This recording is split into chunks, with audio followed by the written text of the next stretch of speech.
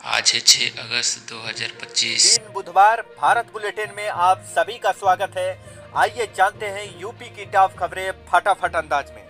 उत्तराखंड के धराली में बादल फटा, गांव दमिदोज, 34 सेकंड में सैकड़ों घर होटल मलबे दबे, 4 की मौत, 50 से ज्यादा लापता।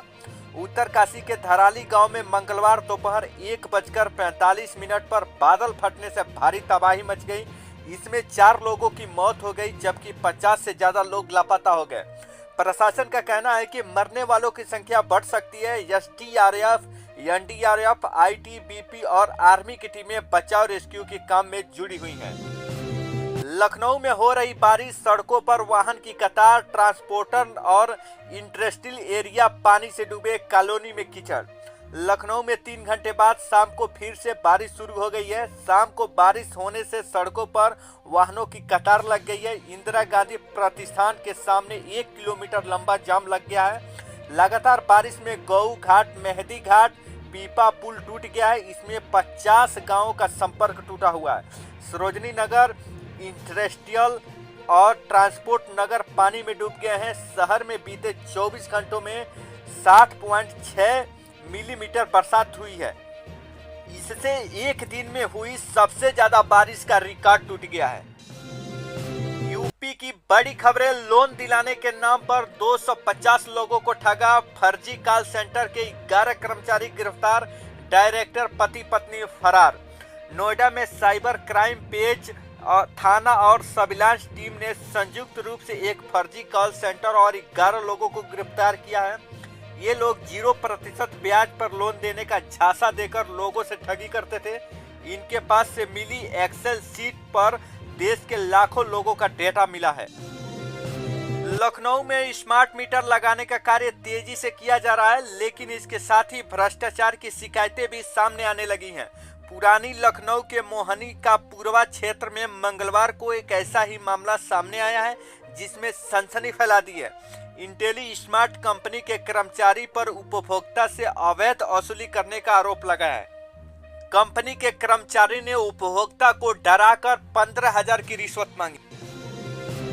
राहुल गांधी विवाद पर प्रियंका बोली, जज नहीं तय करेंगे कौन सच्चा भारतीय। सेना पर बयान को लेकर सुप्रीम कोर्ट ने कहा, राहुल सच्चे भारतीय होते तो ऐसा न कहते। कांग्रेस महासचिव प्रियंका गांधी ने मंगलवार को संसद परिषद में कहा, माननीय जजों का पूरा सम्मान रखते हुए मैं ये कहना चाहती हूं कि वे यह तय नहीं करेंगे कि कौन सच्चा भारतीय है। उन्होंने कहा, सरकार से सवाल पूछना विपक्ष के नेता का कर्तव्य है। मेरा भाई कभी भी सेना के खिलाफ नहीं बोला है। मर चुकी महिला के खाते में आए 10 लाख करोड़, बैंक ने अकाउंट फ्रीज किया। नोएडा में इनकम टैक्स भी हैरान। नोएडा में मर चुकी महिला के बैंक अकाउंट में 10 लाख करोड़ से ज्यादा रकम ट्रांसफर हो गई। बेटे ने जैसे ही इतनी बड़ी अमाउंट का मोबाइल पर मैसेज देखा तो वह तुरंत कोटक महिंद्रा बैंक पहुंचा। बैंक कर्मियों ने उसे बताया कि खाते को सीज कर दिया गया है। इसकी जानकारी इनकम टैक्स विभाग को दी गई है। ट्रंप बोले, 24 घंटे में भारत पर ज्यादा टैरिफ लगाऊंगा। भारत अच्छा बिजनेस पार्टनर नहीं। रूस से तेल खरीदना युद्ध मशीन की ईंधन जैसे। ट्रंप बोले, 24 घंटे में भारत पर ज्यादा टैरिफ लगाऊंगा। भारत अच्छा बिजनेस पार्टनर नहीं। रूस से तेल खरीदने का मतलब युद्ध मशीन को ईंधन देने जैसा है। अमेरिकी राष्ट्रपति डोनाल्ड ट्रंप ने कहा कि वे भारत पर 24 घंटे के भीतर और ज्यादा टैरिफ लगाएंगे। ट्रंप ने मंगलवार को बिजनेस चैनल CNBC को दिए टेलीफोनिक इंटरव्यू में कहा कि भारत अच्छा बिजनेस पार्टनर नहीं है। ट्रंप के मुताबिक भारत के टैरिफ दुनिया में सबसे ज्यादा है और यह बात लोग खुलकर नहीं कहते हैं। ट्रंप ने भारतीय दवाओं पर 250% टैरिफ लगाने की धमकी दी। बोले, दवाइयां अमेरिका में ही बनाया जाए। यूएस में 40% दवाएं भारत से जाती हैं। अमेरिकी राष्ट्रपति डोनाल्ड ट्रंप ने फार्मास्यूटिकल प्रोडक्ट पर 250% टैरिफ लगाने की धमकी दी है।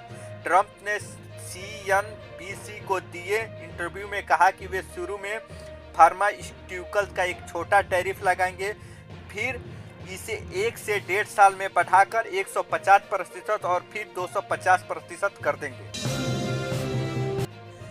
सत्यपाल मलिक की बागवत में 250 साल पुरानी हवेली, 2 कमरों में रहते हैं रिश्तेदार। भतीजे बोले चाचा केंद्र सरकार से भी नहीं डरते थे। जम्मू कश्मीर के पूर्व राज्यपाल सत्यपाल मलिक का मंगलवार को लंबी बीमारी के बाद निधन हो गया। दिल्ली के राम मनोहर लोहिया अस्पताल में उन्होंने दोपहर 1:12 पर अंतिम सांस ली।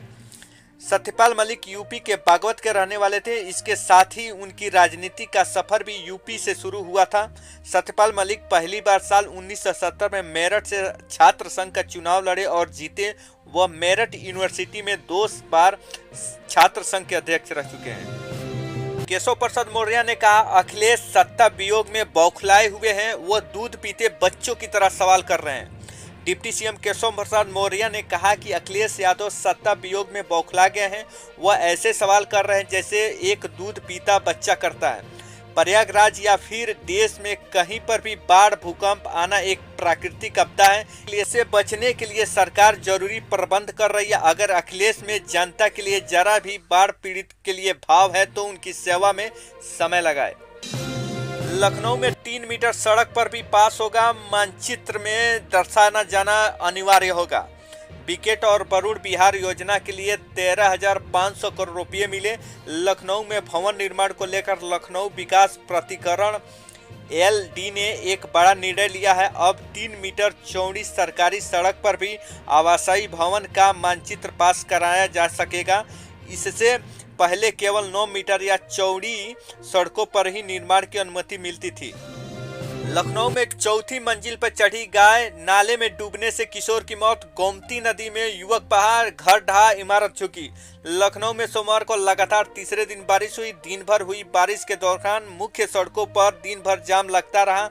गोमती नगर की सड़कों पर 1 से 1.5 किलोमीटर लंबा जाम लगा। भारी बारिश की वजह से नाका क्षेत्र में एक पुराना घर गिर गया। हालांकि इसमें कोई रहता नहीं था, इसलिए बड़ी घटना होने से बच गई। वहीं मेरठ में एक अजीब वाकया देखने के लिए मिली। एक गाय ने सीढ़ियों द्वारा 4थी मंजिल पर चढ़ गई। मजरा तब हुआ जब प्रशासन ने उसे उतारने के लिए भरकस कोशिश की, लेकिन नहीं उतारा जा सका। लखनऊ में कारोबारी से 1,77,00,000 की साइबर ठगी की। व्हाट्सएप पर लिंक भेजा, 1 लाख का प्रॉपर्टी दिखाकर फंसाया, आईडी ब्लॉक की।